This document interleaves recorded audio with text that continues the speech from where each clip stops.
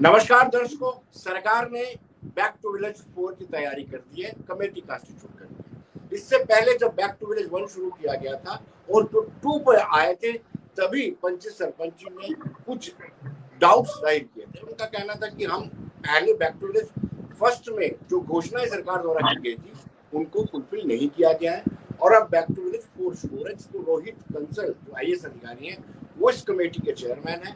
और किस तरीके से बैक टू विलेज 4 को फ्रूटफुल बनाया जाए, आउटकम्स इसके अच्छे निकले, इस पर हम चर्चा करेंगे। चर्चा के लिए हमारे साथ शफीक मीर जी हैं, अनिल शर्मा जी हैं और रणबीर कौर जी हैं। आप सबका स्वागत है। Thank you so much sir. पहले मैं शुरुआत करूंगा अनिल जी से। Anil ji, back to village 4 शुरू होने जा रहा है, सरकार ने इसको लेकर के कमेटी भी कॉन्स्टिट्यूट कर ली है। बैक टू विलेज 1, 2, 3 का कैसा एक्सपीरियंस है आपका? देखिए विनोद जी, सबसे पहले तो आपका मैं शुक्रिया अदा करूंगा कि आप वक्तन वक्तन पंचायती राज इंस्टीट्यूशन पे हमेशा बात करते आए हैं और हमेशा आपने हमारी पूरे के पूरे इंस्टीट्यूशन की आवाज को बुलंद करने का काम जो है वो किया है।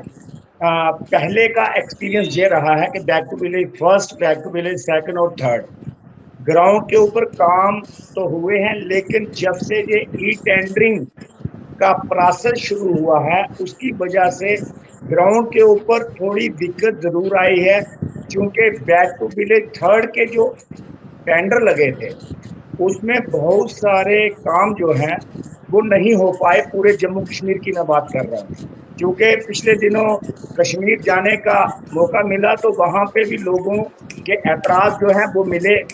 लोगों ने कहा कि हमारे बैक टू विलेज में हम लोगों ने जो 10 लाख के काम दिए हुए थे या 5 लाख के काम दिए हुए थे, वो उन कामों के सही टाइम पे टेंडर ना होने की वजह से वो काम हमारे सारे के सारे जो है वो रह गए। तो ये एक बहुत बड़ी प्रॉब्लम जो थी वो भी थी कैपेक्स बजट की। और जो पहले तो बैक टू विलेज के अंदर ई टेंडरिंग नहीं हुआ करती थी, लेकिन इस फोर्थ के अंदर अब मालूम पड़ेगा कि सरकार टेंडर करवाती है या नहीं करवाती है, लेकिन पहले ई टेंडरिंग इसके अंदर नहीं थी। अनिल जी आप शफीक मीर साहब से वजह से काफी सारी दिक्कतों का। अनिल जी आपको रोकूंगा। शफीक मीर साहब आप सुनाइए, आपका क्या अनुभव है? फर्स्ट, 2 और 3 तीन फेज ऑलरेडी हो चुके हैं। देखिए विनोद जी, मैं ये चाहूंगा कि जो भी 2 मिनट 1.5 मिनट आप देंगे इसमें तफसील से थोड़ी मेरी बात सुन लेंगे। मैं बैक टू विलेज 4 को सिर्फ ये बैक टू विलेज का 4th तमाशा कहूंगा, इसके सिवा मैं कुछ नहीं कहूंगा। मैं एक ब्लॉक को हेड कर रहा हूं, मैं ब्लॉक डेवलपमेंट कौंसिल का चेयरमैन हूं। मुझे पता है कि पहला भी एक तमाशा था, दूसरा भी एक तमाशा था, तीसरा भी एक तमाशा, आज चौथे तमाशे की खबर मैंने भी पढ़ी है अखबार के अंदर। आज तो सरकार ने बिल्कुल ही अपने सर से जिम्मेदारी उतार दी है। अगर आपने खबर तरीके से पढ़ी है, उन्होंने कहा है कि बैक टू विलेज 4 जो होगा सिर्फ अवेयरनेस होगा कि सरकार की स्कीमों के बारे में लोगों को अवेयर किया जाएगा। आज तो सरकार ने इतना भी नहीं कहा कि लोग वहां पर अपने मसाइल उठाएंगे और हम उनके लिए कोई पैसा देंगे या ये करेंगे या वो करेंगे। मुझे लगता है कि हमारे back to village 3rd, 2nd में जो भी प्रॉमिसेस किए गए थे, कोई प्रॉमिस पूरा नहीं हुआ है। चाहे वो टेंडर की वजह से नहीं हुआ, चाहे दूसरी वजह से नहीं हुआ, वह एग्जीक्यूटिव एजेंसी जो सरकार की थी वो उनका काम था उसको पूरा करना। मैं अब पंचायतों की टर्म खत्म होने जा रही है, 2023 में फर्स्ट टायर के हमारे चुनाव होने हैं। मैं बिल्कुल इस वक्त पर कोई भी झूठ नहीं बोलूंगा। पंचायती नुमाइंदों के साथ एक धोखा हुआ है ग्राउंड के ऊपर। ये किसको दिखाया जा रहा है, ये तमाशा क्यों किया जा रहा है, ये मेरी समझ से बाहर है। मैं पूरी इंसाफ और पूरी ईमानदारी से कह रहा हूं, पिछले जो बैक टू विलेज के जितने प्रोग्राम थे वो सैर सपाटे के अलावा कुछ नहीं थे। आपका मिसाल दूं, आपका जम्मू जिला है, अनिल जी गवाह है, आपकी पंचायत एक पड़ती है बठिंडी। बठिंडी जम्मू शहर का हिस्सा है। आपका वहां से एक कमिश्नर सेक्रेटरी या डीओकाम या उस वक्त का कोई अफसर बैक टू विलेज 3rd में रात जाके बठिंडी में गुजारता है, सुबह प्रेस में देता है कि कमिश्नर सेक्रेटरी ने एक दूर दराज पंचायत में जाकर जो है रात गुजारी। यही है बैक टू विलेज। मेरा सुरनकोट तहसील हेडक्वार्टर है। सुरनकोट तहसील हेडक्वार्टर के अंदर डिग्री कॉलेज है। डिग्री कॉलेज के अंदर जो पंचायत पड़ती है, यानी बस स्टैंड से आधा किलोमीटर की दूरी पर, वहां रात को आकर मेरा कमिश्नर सेक्रेटरी एक दिन को आके बैठता है, दूसरे दिन अखबार के अंदर वो दे देता है कि बहुत दूर दराज गांव के अंदर जो है मैंने रात गुजारी। अरे पुशाना गांव के अंदर रात गुजारोगे, मरा गांव के अंदर रात गुजारोगे, कलाली गांव के अंदर रात गुजारोगे, तो तुम्हें पता चलेगा कि गांव की रात कैसी होती है, गांव के हालात कैसे हैं। तो मैं बिल्कुल इसको सब्सक्राइब नहीं करता हूं, इस आज के भी इस नए तमाशे को। ये कुछ भी नहीं, पंचायती राज इंस्टीट्यूशन जिसकी खातर हमने एक जदोजहद की थी, अनिल जी ने जदोजहद की, हमारे तमाम साथियों ने जदोजहद की, वो एक शराब साबित हुआ। आज की डेट में पंचायती राज का चाहे फर्स्ट टायर हो, सेकंड टायर हो, थर्ड टायर हो, सबकी एक ही हालत है। चलिए बलवीर कौर जी से जानना चाहेंगे। बलवीर जी, आप अपना अनुभव। नमस्कार। सत श्री अकाल। नमस्कार सर। एंड जैसे सबने अपना अपना व्यू पॉइंट रखा, मैं इस पे अपनी बात रखूंगी कि अगर देखा जाए बैक टू विलेज 1 और 2 में क्या काम हुए, जहाँ कैसी हमारी प्रॉब्लम्स यहाँ पे सुनवाई हुई, मुझे लगता है कि ये क्योंकि हर बंदे का अपना व्यू है, उसका वो अपना बोल सकता है कि उसकी पंचायत जहाँ उसके इलाके में कैसा काम हुआ, जहाँ ये सब कुछ वो लोग कैसे फेस कर रहे हैं। मेरी पंचायत में अगर मैं देखूं कि सर मैंने बैक टू विलेज में अच्छा काम यहाँ पे किया, जो हमने काम रखे वो हमारे काम आए और हमने किए। और रही बात ई टेंडरिंग की, ई टेंडरिंग का मुझे लगता है कि गवर्नमेंट का एक बहुत अच्छा इनिशिएटिव है, एक ट्रांसपेरेंट पंचायत को करने का। और अगर कोई बोले तो मैं बोलती हूँ कि मैं सबसे सुखी सरपंच हूँ इस इलाके की, इस जम्मू डिस्ट्रिक्ट की। उसका कारण क्या है? क्योंकि पहले हमेशा करप्शन चार्जेस लगते थे सरपंचिस पे, कि सरपंचिस अपने रिलेटिव्स को ठेके देते हैं, अपने पंचिस की नहीं सुनते, अपने बाकी साथियों की नहीं सुनते हैं। बट आज टेंडरिंग की वजह से एक चीज बहुत अच्छी हुई है कि हमें पता ही नहीं है कि कौन आ रहा है कौन नहीं आ रहा। हमारा चेकआउट उस पे पूरा है कि हम लोग काम करवा रहे हैं। बैक टू विलेज में मैंने 10 लाख का काम रखा था, वो 10 लाख मुझे मिला, मैंने काम किया ना, मतलब 9,80,000 काम मिला, वो हमने काम किया। 20 लाख तो 20,000 तो हमारा स्पोर्ट्स में चला गया। तो बैक टू विलेज मुझे लगता है कि उस टाइम 3 दिन का टाइम ऐसा रहता है कि एक त्योहार है विलेज में। अगर पंचायत में एक साल में एक बैक टू विलेज होता है तो मुझे लगता है ये लोगों के लिए बहुत बड़ी अवेयरनेस है। अगर पहले कोई यहाँ पे विलेज में नहीं आता था पूछने के लिए, ग्रास रूट लेवल पे नहीं आता था, कोई नहीं चेक करता था क्या काम हो रहे हैं क्या नहीं हो रहे हैं। आज अगर कोई ऑफिसर आ रहे हैं तो दर्द क्यों है? मुझे ये चीज समझ में नहीं आ रही। आप ये चीज बताइए, सरपंच के घर में एक दिन में 2 से 3 हजार रुपए का खर्चा आता है चाय का।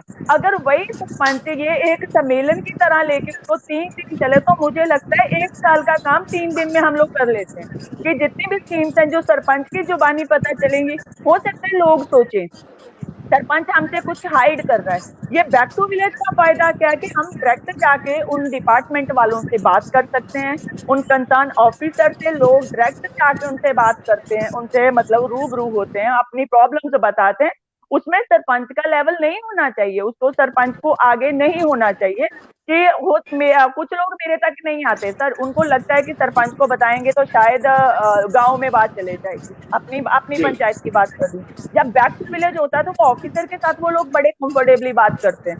ऑफिसर का विलेज में विजिट होता है, वो अपनी आंखों से देखता है कि ग्रास रूट लेवल सरपंच बोलता है मैंने काम किया है, ग्रास रूट लेवल पे काम हुआ है या नहीं हुआ। वो एक चेक अगर बोला जाए ना, चेक नाका है सरपंच के ऊपर भी, पंचायत के ऊपर भी, काम हुआ है या नहीं हुआ है। वही रिव्यूज पीछे जाएंगे ई टेंडरिंग के फेवर में बल्कि और सरपंच। अनिल जी से जानते हैं। अनिल जी, आप फेज 1, फेज 2, फेज 3 को करीब से देखा है। जो काम या जो वादे सरकारी प्रशासनिक अधिकारियों द्वारा किए जाते हैं, उन वादों पर अमल होता है या नहीं? अनिल जी से संपर्क करेंगे, अनिल जी से शफीक में जी इसका जवाब दे देंगे। देखिए मैं आपको बताऊं जी, विनोद जी, मैं आपको बताऊं कि यहाँ पर हमारी बहन ने बात, आपको आवाज आ रही है मेरी? बिल्कुल बिल्कुल जी जी, हमारी बहन ने बात किया ई टेंडरिंग की, या कहा कि बहुत अच्छे काम हुए हैं एक्सेप्शनल लेवल पर। जम्मू जिला के आसपास में जो पंचायत है हुकूमत के नजदीक हुआ भी होगा या एक्सेप्शनल लेवल पर आपकी जाती एफर्ट्स हो सकती हैं, आपने अच्छा काम किया होगा। लेकिन ऐसी रिपोर्ट अगर आप मरमत डोडा की पंचायत से पूछेंगे, पूंछ गुलपुर की पंचायत से पूछेंगे, कठुआ की दूर दराज की बॉर्डर की पंचायत से पूछेंगे, तो you will find a different story. जहां तक ई टेंडरिंग की बात इन्होंने की है, बहुत अच्छी बात है, ई टेंडरिंग में ट्रांसपेरेंसी आई है। मैंने अभी कल जो है गवर्नर साहब से बात की है, पूंछ के अंदर गवर्नर साहब हमारे आए हुए थे, विनोद जी, पिछली बारिशों के अंदर लैंडस्लाइड्स हुई बड़ी बड़ी। एक लैंडस्लाइड ऐसी हुई है कि हमारे 4 गांव की सड़क के बीच में पड़ी हुई है, गांव 4 बंद हो गए। वहां जो गाड़ियां रात को गई हुई थी वो आज तक फंसी हुई है 2 महीने से। अब जब मुतलका हुकाम डीसी के पास या उनके पास हम गए जी स्लाइड उठाओ, उन्होंने कहा जी साहब पहले ये प्लान में रखना पड़ेगा, प्लान के बाद इसका ई टेंडर होगा, ई टेंडर के बाद ठेकेदार आएगा, फिर 1 साल के बाद स्लाइड उठेगी। अब आप देखिए कि कितना डिफेक्टिव सिस्टम है। यानी आपने मुतलका अफसरों के पास इमरजेंसी लेवल का फंड भी नहीं रखा हुआ। आप चीजों को समझिए, ये डिफंक्ट हो गया है सिस्टम। ई टेंडरिंग को आप ट्रांसपेरेंसी कह सकते हैं, लेकिन ई टेंडरिंग जितना टाइम कंज्यूमिंग एक्सरसाइज है तब तक एक दुनिया खत्म हो जाती है। इमरजेंसी लेवल का पंचायत के पास फंड होना चाहिए कि वो अपना रास्ता क्लियर करे, अपनी पाइपलाइन अगर बह गई है तो वो उसको रिस्टोर करे, अपना बिजली का पोल अगर बह गया है तो वो उसको रिस्टोर करे। आई वांट के इतना इमरजेंसी फंड तो पंचायत के पास होना चाहिए। टेंडर तो आप बड़े बड़े प्रोजेक्ट्स का टेंडर कीजिए शफीक जो साहब, इमरजेंसी लेवल के नहीं है। नहीं करते, हम अनिल जी से जानना चाहते हैं। अनिल जी, आप हमें ये बताइए कि इसको फ्रूटफुल कैसे बनाया जा सकता है? देखिए विनोद जी, मुझे नहीं लगता कुछ आउटकम्स के हैं।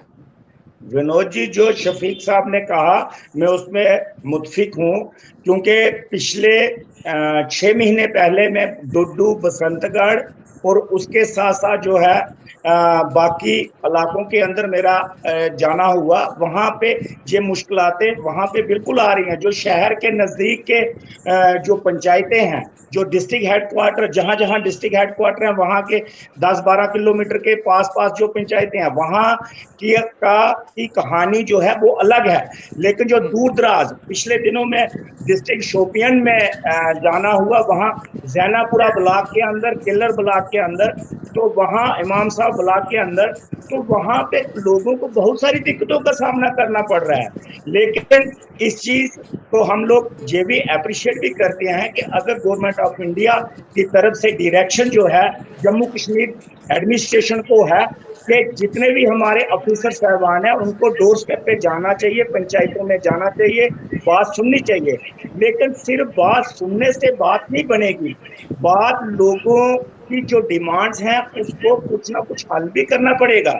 और आगे एक्सपीरियंस हमारा ये रहेगा कि जो बैक टू विलेज के अंदर जो 10 लाख रुपए की राशि जो सरकार देती है काम के लिए, उस राशि को भी बढ़ाना चाहिए। एटलीस्ट 25 लाख जो है वो करना चाहिए, क्योंकि लोग काम बहुत ज्यादा बताते हैं लेकिन काम ग्राउंड पे हो नहीं पाते। इसकी वजह से जो है लोगों को प्रॉब्लम है। लेकिन एक चीज मैं आपको कह दूं कि विनोद जी, पंचायती राज इंस्टीट्यूशन के माध्यम से इस वक्त जम्मू कश्मीर के अंदर काफी ज्यादा डेवलपमेंट की जा सकती है, और कुछ न कुछ हुई भी है, आगे भी की जा सकती है। हमने बार बार कहा है कि जम्मू कश्मीर के अंदर अगर आपको हालात ठीक करने हैं, जम्मू कश्मीर के अंदर अगर आपको जो है जहां डेवलपमेंट का एक दौर शुरू करना है, तो वो दौर सिर्फ और सिर्फ पंचायतों के माध्यम से हो सकता है, पंचायती राज इंस्टीट्यूशन के माध्यम से हो सकता है। ये जो लोग राग लाप रहे हैं ना असेंबली के इलेक्शन पे, इसमें कुछ नहीं रखा। असेंबली इलेक्शन करवाने से सरकार को कुछ नहीं मिलने वाला, ना ही हालात ठीक होने वाले हैं। मैडम कोर्ट से पूछ लेता हूँ, मैडम आप एक बार लोगों को एकत्रित करेंगे, बुलाएंगे, कमिश्नर सेक्रेटरी आ रहे हैं, आप अपना दुख रखें, जो आपकी ग्रीवेंसेस रखें, 2 बार रखेंगे, 3 बार रखेंगे। जब पब्लिक अपना दुखड़ा सुनाती है या अपनी जो उनकी ग्रीवेंसेस है उनको रखती है, उसके बाद वो फुलफिल नहीं होती है, तो फिर आपकी इमेज खराब होती है। मैं आपकी बात से बिल्कुल सहमत हूँ। जैसे मेरे भाई अनिल जी ने कहा, शफीक सर ने कहा कि दूर दराज इलाका, मैं पहले उस पर थोड़ा सा रोशनी डालूंगी। आप सबको पता होगा कि मेरा विलेज लास्ट विलेज है, और वो भी एक्सट्रीम बॉर्डर पे। जम्मू डिस्ट्रिक्ट का लास्ट विलेज है, 45 किलोमीटर फ्रॉम डीसी ऑफिस जो पड़ता है मुझे यहाँ से। तो आप बताइए कि 45 किलोमीटर पे अगर डेवलपमेंट हो सकती है, अगर मैं गिनाने पे आऊं तो रोना कभी खत्म नहीं होगा। आप मेरे विलेज में आओगे 19 का, आपको एक छोटी सी बात बताती हूँ सर। आपने बोला ना कि काम नहीं होते, 19 की मेरे विलेज की दशा देख लीजिए और आज का मेरा विलेज देख लीजिए। डिजास्टर चेंजेस हैं इन 4.25 सालों में, डिजास्टर चेंजेस हैं।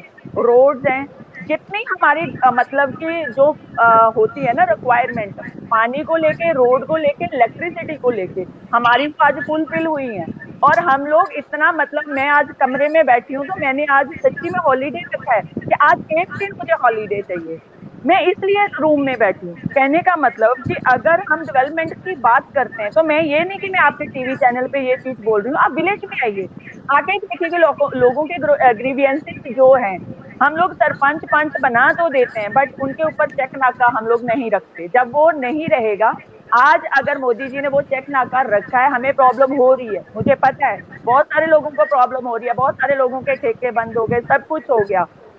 और इन्होंने बोल दिया कि आपकी पंचायत एक्सेप्शनल होगी। हमारे पास 21 डिपार्टमेंट है, आप हर पंचायत से पूछिए क्या उन्होंने 21 डिपार्टमेंट का फायदा उठाया।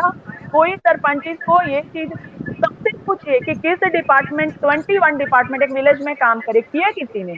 नहीं, हम लोग ध्यान ही नहीं देते। आज अगर मेरे विलेज में अगर मैं आपको बताऊं तो 5 करोड़ पीडब्ल्यूडी ने लगा दिया, पीडीडी ने 4 करोड़ लगा दिया, पीएचई ने 4 करोड़ लगा दिया। तो मुझे बताइए डेवलपमेंट कैसे नहीं होगी?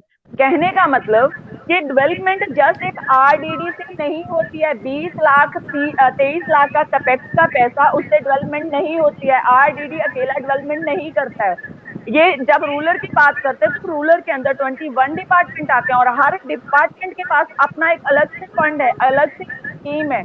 अगर हमें उन स्कीमों की नॉलेज ही नहीं तो हम डेवलपमेंट क्या करेंगे? हम लोग जस्ट एलिगेशन लगाएंगे, हम लोग जस्ट बोलेंगे गवर्नमेंट ने कुछ नहीं किया, बट हम खुद देखेंगे हमने क्या किया आज तक। हमने 4.25 साल क्या किया, और प्राउडली बोल चलिए सकती हूँ सर, मेरी पंचायत चलिए, में 20 करोड़ का काम अभी तक हो चुका है। शफीक साहब से सुनना चाहते हैं। शफीक साहब, इसको कारगर बनाया जाए, बैक टू विलेज बेकार ना जाए, इसको कारगर बनाया जाए, फ्रूटफुल बनाया जाए, इसके लिए क्या करने की जरूरत है? आपका बड़ा एक्सपीरियंस है। विनोद जी, पहले तो मैं सरपंच साहिबा जो हमारी बहन है, इनको हम मुबारकबाद देते हैं एक बार फिर कि इनकी इतनी अगर एक्सेप्शनल पंचायत है। हम भी देखना चाहेंगे कि वहाँ पर अगर सरकार ने काम किया है तो हमारे सरकारी कार्य जो कर्मचारी हैं दूसरी जगहों में क्यों नहीं किया। अंग्रेजी में एक कहावत है, look at the end of the work and contrast you will find पेटी डन अनडनवास्ट। क्योंकि हम ये चाहते हैं, इसमें कोई शक नहीं है कि हर डिपार्टमेंट का एक अपना रोल है, उसका एक अपना फंड है, लेकिन जिस तरीके से जो सूरत हाल बाकी 4000 पंचायतों के अंदर है जम्मू कश्मीर के अंदर, वो किसी भी सूरत में सेटिस्फैक्टरी नहीं है।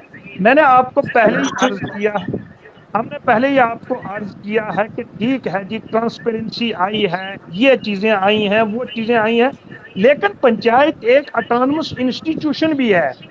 मैं ये चाहता हूं कि मैडम जी, अगर एक पंचायत के अंदर, अभी अनिल जी ने बात की है, शोपियान की बात की है, बर्फबारी हो जाती है, बर्फ उठानी है इमरजेंसी लेवल पर, आप मुझे बताइए उसका टेंडर जब तक होगा, जब तक ई टेंडरिंग होगी, टेंडर निकलेगा, ठेकेदार निकलेगा, तब तक तो वो बस्ती उस बर्फ के अंदर धंस के मर जाएगी। क्या इतना फंड एक पंचायत के पास नहीं होना चाहिए उसके डिस्पोजल पर कि वो जो है इमरजेंसी नेचर के काम जो है वो खुद वहां पर जो है एजेंसी को लगाकर वो करवा सके? हमारा कहना ये है।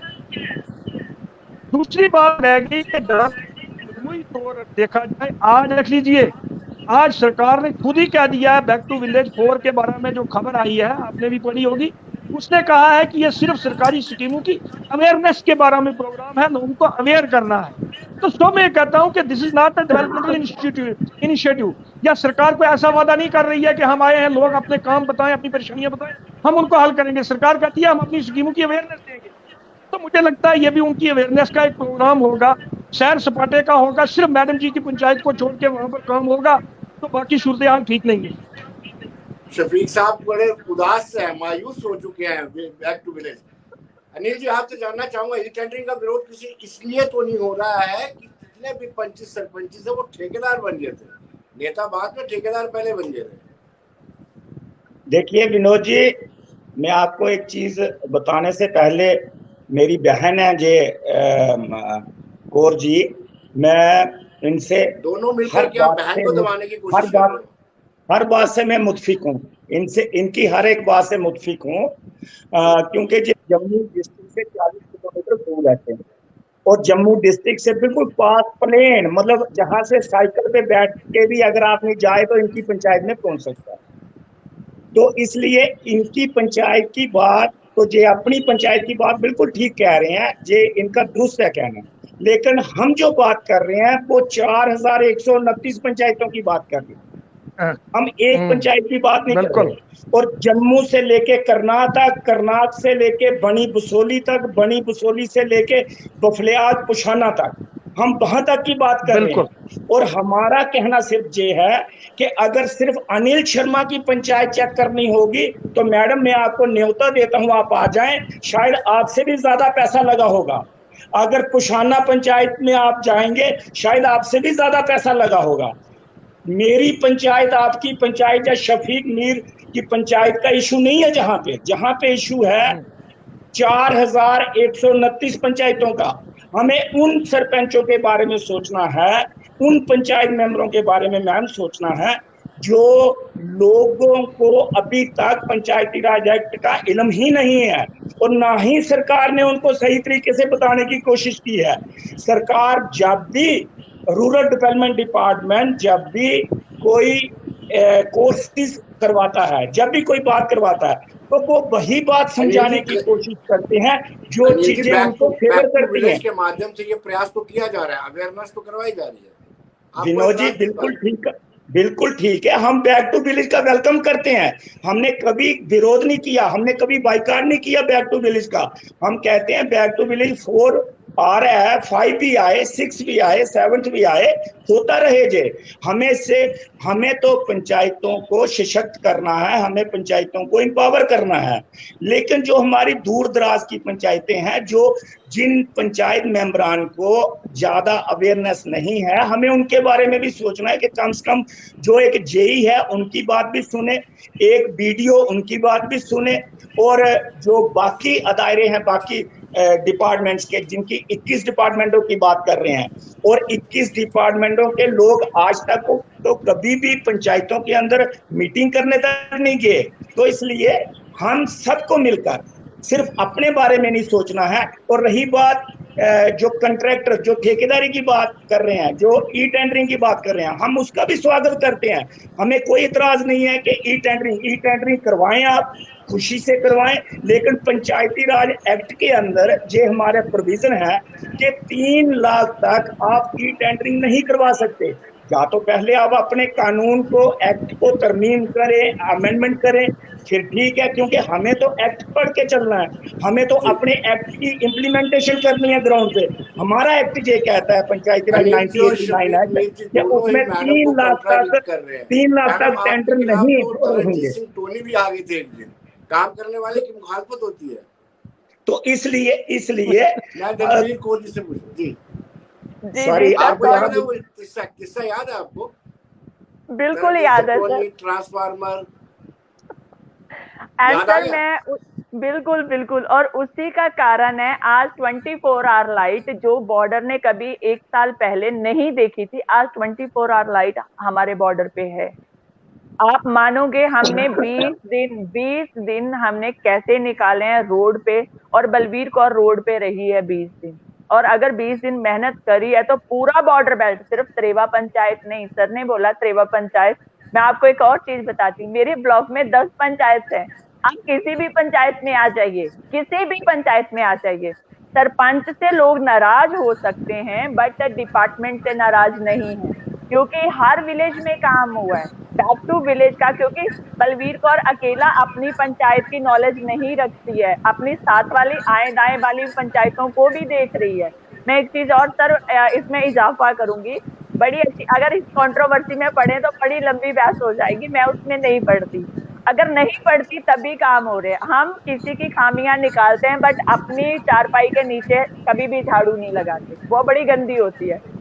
हमेशा इंसान, मैं बड़े पॉजिटिव वे में चलती हूँ और बड़े पॉजिटिव वे में काम करती हूँ, और टच वुड आज तक कोई भी डिपार्टमेंट का कोई भी ऑफिसर, बेल्ट फोर्स हो जाए, जहाँ हमारे सिविल डिपार्टमेंट हो जाए, जहाँ हमारा कोई भी डिपार्टमेंट लगा लीजिए, आज तक मेरी पंचायत का काम उन्होंने नहीं रोका। अगर उनसे कुछ डिमांड किया, डिमांड करने का एक तरीका था, उनको दिखाना था। सर ने बोला कि साइकिल पे मेरी पंचायत में पहुंच सकते हैं। आपको एक चीज बताती हूँ, अगर 19 मैडम से आज पहले आपने का इस मंजर प्रोग्राम के आप, माध्यम से 21 के 21 डिपार्टमेंट को अपील कर दिया, खुश कर दिया। अब काम थोड़ी नहीं नहीं मिलेगा आपको। नहीं सर, वो भी चीज नहीं, वो भी चीज नहीं। सर ने बोला कि cycle, sorry Shafiq sir, 1 minute बस। जैसे सर ने बोला कि साइकिल तक करेवा में पहुंच सकते हैं, मैं आपको एक चीज बताती हूँ, 2019 से 3 किलोमीटर चलने के लिए मुझे आधा घंटा लगता था गाड़ी पे। आप सोच लीजिए कि कैसे रोड होंगे। मतलब कि 3 किलोमीटर सिर्फ अरनिया से त्रेवा आने के लिए।